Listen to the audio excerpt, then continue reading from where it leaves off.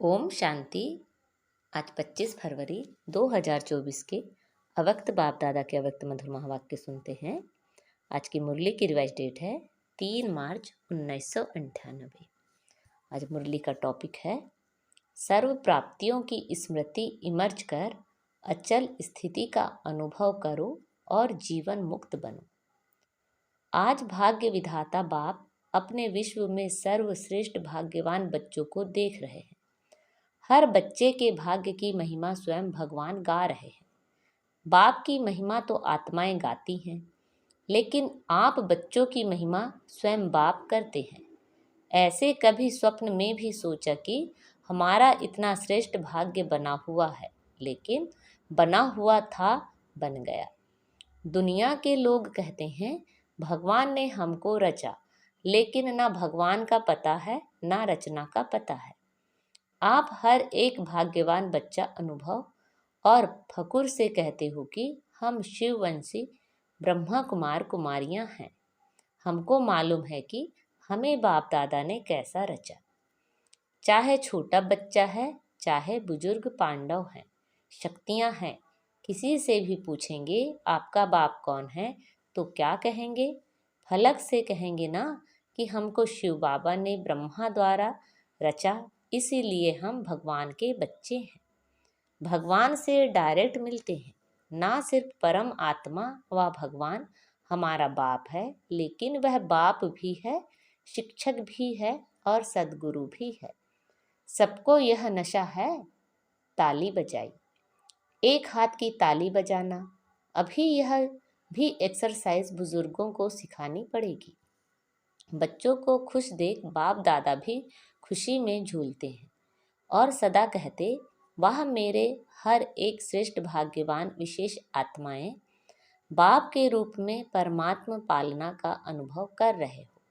यह परमात्मा पालना सारे कल्प में सिर्फ इस ब्राह्मण जन्म में आप बच्चों को प्राप्त होती है। जिस परमात्मा पालना में आत्मा को सर्व प्राप्ति स्वरूप का अनुभव होता है। परमात्मा प्यार सर्व संबंधों का अनुभव कराता है।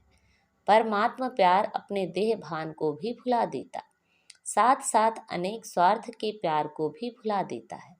ऐसे परमात्मा प्यार परमात्मा पालना के अंदर पलने वाली भाग्यवान आत्माएं हो। कितना आप आत्माओं का भाग्य है जो स्वयं बाप अपने वतन को छोड़ आप गॉडली स्टूडेंट को पढ़ाने आते हैं। ऐसा कोई टीचर देखा जो रोज सवेरे सवेरे दूर देश से पढ़ाने के लिए आवे? ऐसा टीचर कभी देखा? लेकिन आप बच्चों के लिए रोज बाप शिक्षक बन आपके पास पढ़ाने आते हैं और कितना सहज पढ़ाते हैं। 2 शब्दों की पढ़ाई है, आप और बाप। इन्हीं 2 शब्दों में चक्कर कहो, ड्रामा कहो, कल्प वृक्ष कहो, सारी नॉलेज समाई हुई है। और पढ़ाई में तो कितना दिमाग पर बोझ पड़ता है, और बाप की पढ़ाई से दिमाग हल्का बन जाता है। हल्के की निशानी है ऊंचा उड़ना। हल्की चीज स्वतः ही ऊंची होती है। तो इस पढ़ाई से मन बुद्धि उड़ती कला का अनुभव करती है, तो दिमाग हल्का हुआ ना। तीनों लोकों की नॉलेज मिल जाती है। तो ऐसी पढ़ाई सारे कल्प में कोई ने पढ़ी है? कोई पढ़ाने वाला ऐसा मिला तो भाग्य है ना। फिर सदगुरु द्वारा श्रीमत ऐसी मिलती है जो सदा के लिए क्या करूं, कैसे चलूं, ऐसे करूं या नहीं करूं, क्या होगा, यह सब क्वेश्चंस समाप्त हो जाते हैं। क्या करूं, कैसे करूं, ऐसे करूं या वैसे करूं, इन सब क्वेश्चंस का एक शब्द में जवाब है फॉलो फादर। साकार कर्म में ब्रह्मा बाप को फॉलो करो। निराकारी स्थिति में अशरीरी बनने में शिव बाप को फॉलो करो। दोनों बाप और दादा को फॉलो करना, अर्थात क्रिश्चियन मार्ग समाप्त होना व श्रीमत पर चलना, यह मुश्किल है। पूछने की आवश्यकता पड़ती है क्या?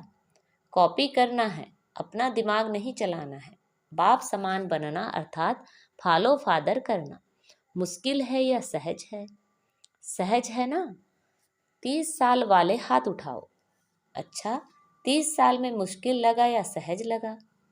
अभी देखो, 30 साल वालों को भी सहज लगा, तो आप तो पीछे पीछे आए। उन्हों के लिए मुश्किल है या सहज है? सहज है ना। गर्मी के कारण सभी के हाथों में रंग बिरंगी पंखे हैं जो हिला रहे हैं। अच्छा है, पंखों की रिमझिम भी अच्छी लग रही है। सीन अच्छी है, नवीनता होनी चाहिए ना।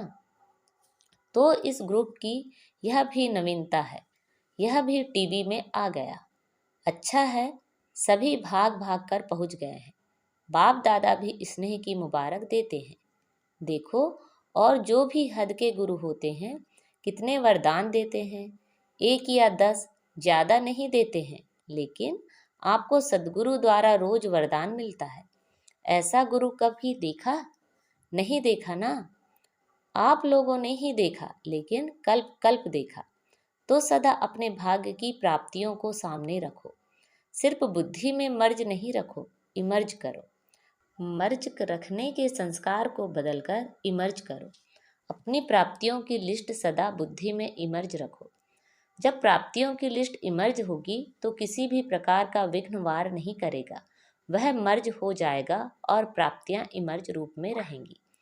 बाप दादा जब सुनते हैं कि आज किसी भी कारण से कोई कोई बच्चे मेहनत करते हैं, युद्ध करते हैं, योग लगाना चाहते लेकिन लगता नहीं है, सोल कॉन्शियस के बदले बॉडी कॉन्शियस में आ जाते हैं, तो बाप दादा को अच्छा नहीं लगता है।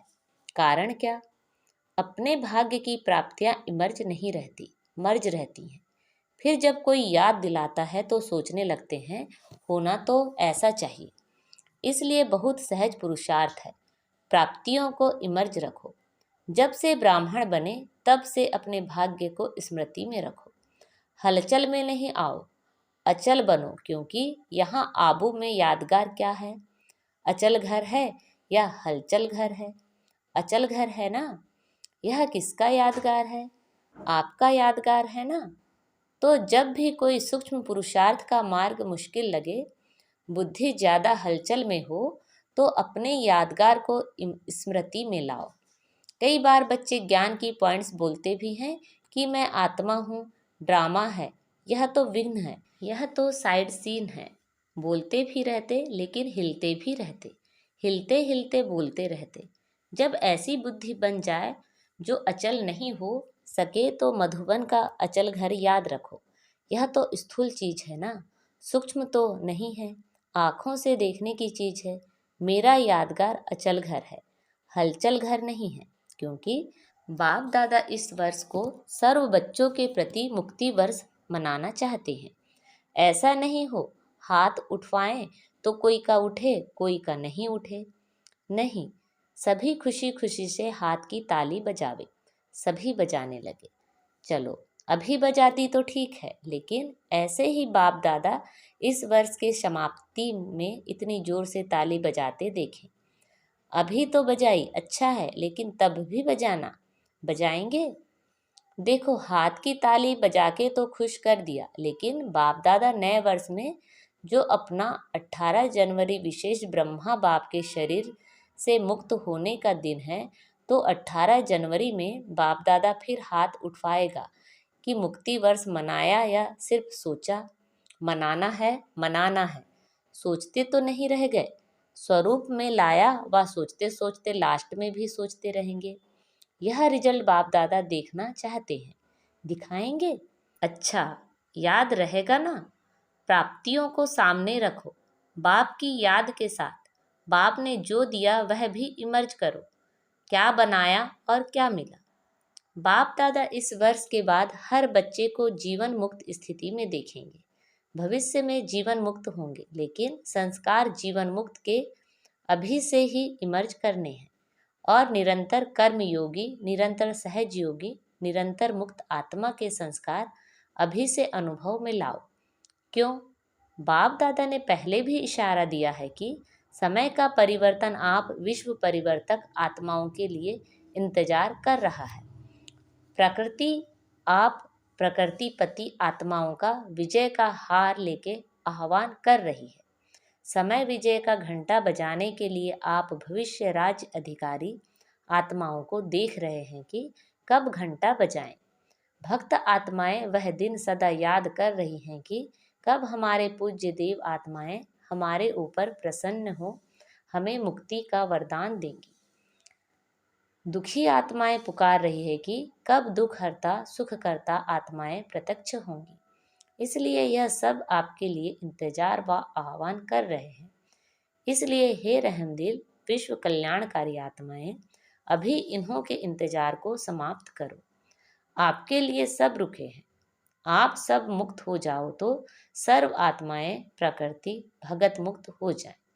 तो मुक्त बनो, मुक्ति का दान देने वाले मास्टर दाता बनो। अभी विश्व परिवर्तन की जिम्मेवारी के ताजधारी आत्माएं बनो। जिम्मेवार हो ना, बाप के साथ मददगार हो।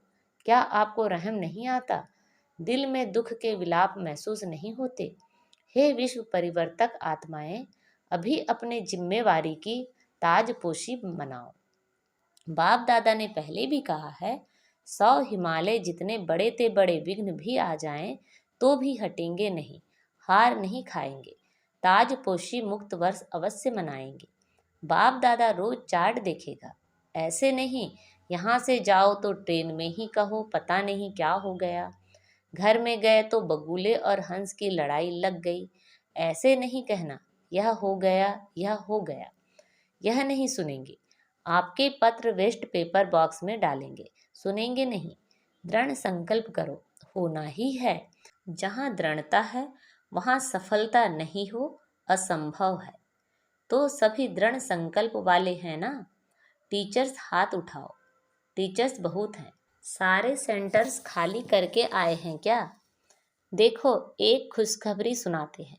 बाप दादा ने देखा, अभी देखा है, सुना है कि सर्व मधुबन वालों ने अपने परिवर्तन का लक्ष्य बहुत अच्छा रखा है। लक्षण तो देखेंगे लेकिन लक्ष्य बहुत अच्छा रखा है। अपने में अंतर जो आया है वह भी लिखा है, लेकिन बाप दादा को खुशी है। अंतर आना शुरू हुआ, आगे होता रहेगा। लेकिन सभी ने अपने दृढ़ संकल्प का उमंग उत्साह अच्छा दिखाया है। अभी कागज में है, लेकिन कागज में भी पहला कदम तो है। तो बाप दादा को खुशी हुई। क्यों? सारे वर्ल्ड के लिए हे अर्जुन मधुबन निवासी हैं। निमित्त मधुबन निवासी हैं। सेकंड नंबर देश विदेश के निमित्त सेवाधारी टीचर्स हैं और सर्व सहयोगी साथी सारा परिवार ब्राह्मण आत्माएं हैं। तो मधुबन का नक्शा बाप दादा देखेंगे कि बिल्कुल बदला हुआ दिखाई दे। मधुबन वाले तो कम आए होंगे, कईयों ने तो लिखा ही नहीं है। आगे बैठने वालों ने कम लिखा है, बहुत बिजी रहे हैं।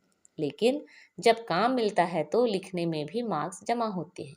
अगर नहीं लिखा तो मार्क्स एक्स्ट्रा कम हो गई, नुकसान कर दिया। जो भी डायरेक्शन मिलते हैं डायरेक्ट बाप द्वारा मिलते हैं, चाहे निमित्त आत्माएं दादियों द्वारा मिलते हैं।